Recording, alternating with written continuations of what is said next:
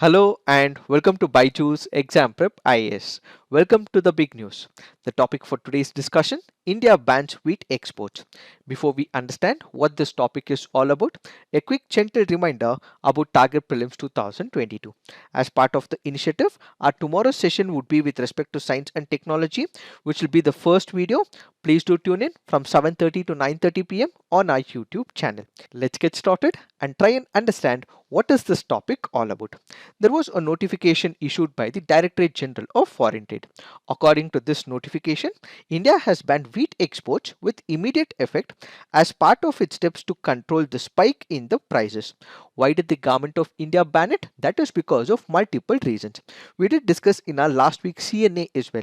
When it comes to the wheat production for the last few years, what we have seen is a consistent increase in the wheat production. However, because of the heat waves right now, what we are witnessing is a drop in the wheat production. Added to it, there is increase of cost of the wheat in India as well, which is why government has decided, in order to control the prices of the wheat and in order to make sure that we have enough amount of wheat for the domestic consumption, the government has taken up this particular initiative. So basically, India has taken up this initiative to prevent this particular export of the wheat from India to some other country. However, there are two exceptions to this particular ban.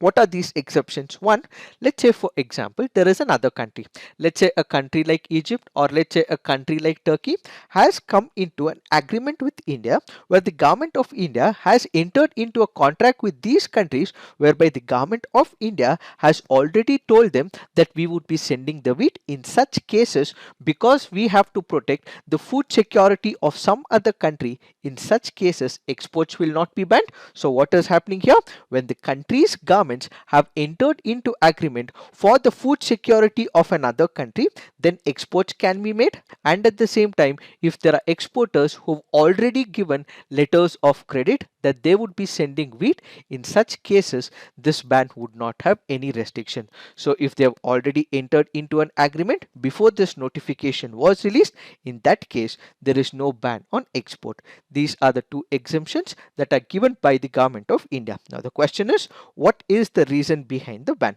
When we look into why the government has initiated this particular ban, that people from India, the exporters, the farmers and other agencies would not be able to export from India to another country, is primarily because of these reasons. One, the government's decision will help in controlling rising domestic prices and meeting the food requirement of India's neighbors as well as the vulnerable countries. Added to it, the Commerce Secretary also said that the primary goal was to put a check on the inflation. When you look into the wheat production, as you can see from the statistics, what we are witnessing is a constant increase of the wheat production. This was close enough to about 120 million tons as well previously, but now because of the heat waves, what we are witnessing is a drop in the wheat production. So for the year 2021 and 22, if you compare the previous years, what we have seen is a significant drops. Why? That is because of the heat waves. Because there is a drop in the production of the wheat, what we are witnessing is spike in the domestic prices of the wheat. So what has the government of India done in order to make sure that this particular wheat price does not increase beyond a particular threshold and it becomes affordable to the people in the country? And in order to make sure that we have food security for the near future, the government decides that we have to control the rising domestic prices, and at the same time we have to take care of our own people, we have to take care of our food security needs, which is why the government of India has taken up this initiative. Added to it, what we are witnessing is 7 to 8% of the inflation. This can also spiral in the near future as well if people are only exporting, not available for the inner country people for the domestic consumption. In that case, this can further increase the inflation as well.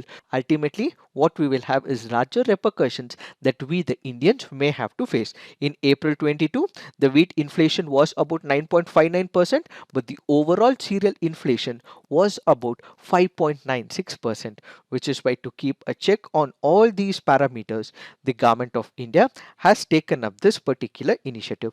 Now the question is, why are the wheat prices increasing when the overall cereal inflation is about 5.96%, but the wheat inflation is about 9.59%? Why is it so? That is because the main reason happens to be Ukraine and Russia war.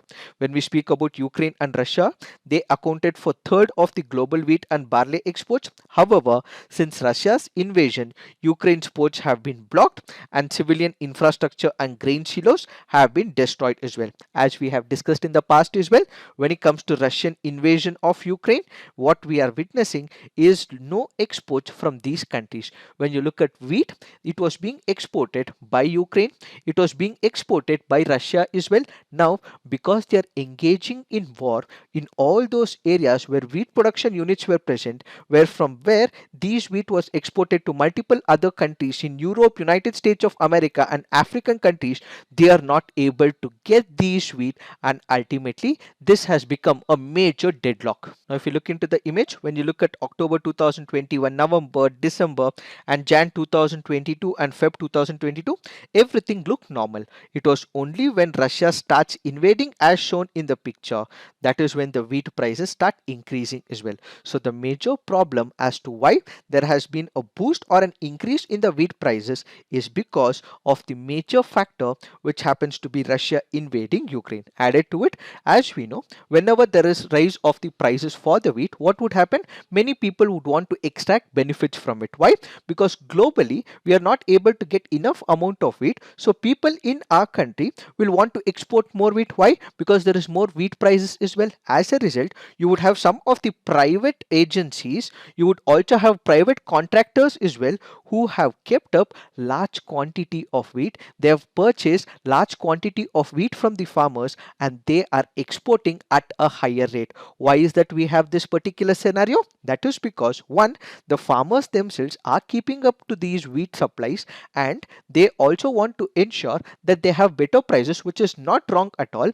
And at the same time, you also have farmers entering into contract with the private players, and it is these private players which are not giving to the domestic consumption but instead are exporting to multiple other countries so that they would be able to make profits. So one is on the international scenario, the other is on the domestic front. So keeping these aspects into framework, what we have is the increase in the price of the wheat in the overall economy.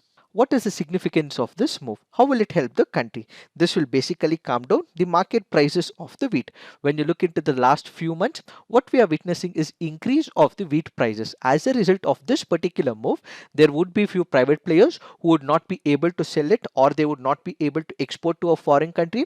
As a result, they have to release directly into the market. If they release directly into the market, the prices of the wheat will immediately come down. This will further bring down the prices of the wheat flour as well, and it will help the government agencies to boost the procurement from the states and also from the farmers as well. And finally, private traders will also be forced to free up their stockpiles, and ultimately everything will be taken care of. The food security would be taken care of, the prices would be taken care of, and ultimately India would be able to take care of the farmers as well as the consumption of the wheat. If you look into the exports and the production for the last few years, in this year of 2022, what we have seen is significant exports. More the exports, more the profits for the private players, more the exports, more will be the price of the wheat increasing. In order to cut this down, which is why the government has come up with this particular initiative. So this will basically cut down the prices. We would be able to safeguard the food security of India,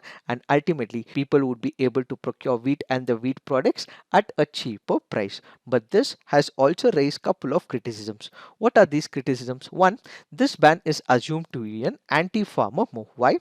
That is because in a major work that Indian Council for Research on International Economic Relations did with OECD on the issue of agriculture price policies, it found that the imposition of stocking limits on traders, export restrictions act as an implicit tax on the farmers. for the last couple of years, the farmers were not able to get good prices. Even if the government is paying the MSP, yes, the farmers are getting good price, but comparatively right now, they're getting much better prices. If the government is imposing restrictions on the exports, they would not be able to make the profits, and this ultimately means that the farmers will be the major sufferers. If the government was so bothered about the inflation, they could have gradually done it. They could have gradually filtered the exports rather than resorting to this knee jerk ban, is the first major criticism. The step also hits adversely not only the credibility of the Prime Minister but also the India as a reliable supply in the global market.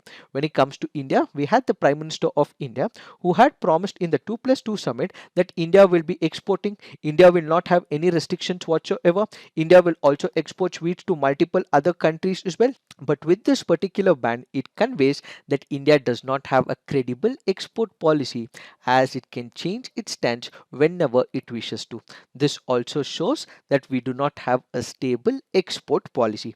Agriculture ministers from the group of 7 industrialized nations condemn India's decision to ban unapproved wheat exports. So we have the G7 countries which have also criticized this move, and they say that if everyone starts to impose export restrictions or close the market, this would worsen the crisis that we are witnessing globally. And at the same time, the Russia Ukraine war is also creating uncertainty in the global commodity market, and exports ban will further worsen the situation, say the G7 countries. So, what is that we have to understand? If the government wishes to do it, it has to give some time. It also has to be done gradually as well.